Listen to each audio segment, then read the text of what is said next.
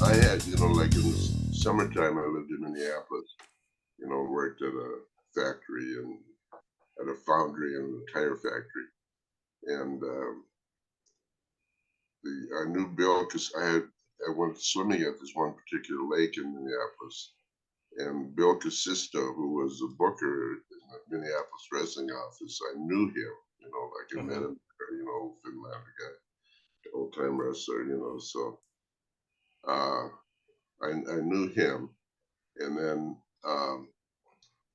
they were having a wrestling match. Vern Gagne was on the card. They were having a wrestling match at the Armory in St. Cloud. And what happened was I thought, well, I knew Bill Casisto, so I called Bill Casisto up, and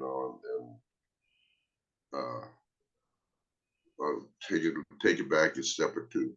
Buddy Wolfe knew Bob Rasmussen. Bob Rasmussen used to work in the Minneapolis wrestling office. He was also worked for the wrestling office. He also was a Canadian football player, University of Minnesota grad, and he was doing his graduate work at St. Cloud State. Like Buddy Wolfe knew him, and Bob had apparently had issues with Gagne, like so. In any event, he was becoming too popular, so he quit wrestling, and Buddy knew him. So in any event, I called Bill Casisto up and told him I'd like to meet Vern. I'm thinking, maybe I'm going into pro wrestling, blah blah. So in any event, I put on all. I was at that time. I played football around 240, 235, 240. At that time, I was wrestling 191 in college. And at some time had cut down to 177 for the National Collegiate. Wow. So cut down. Yeah.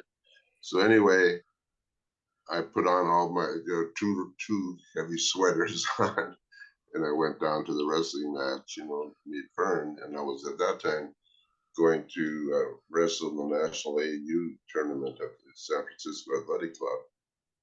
So he said, well, when you get back, like get in contact, we'll figure out something. So when I got back,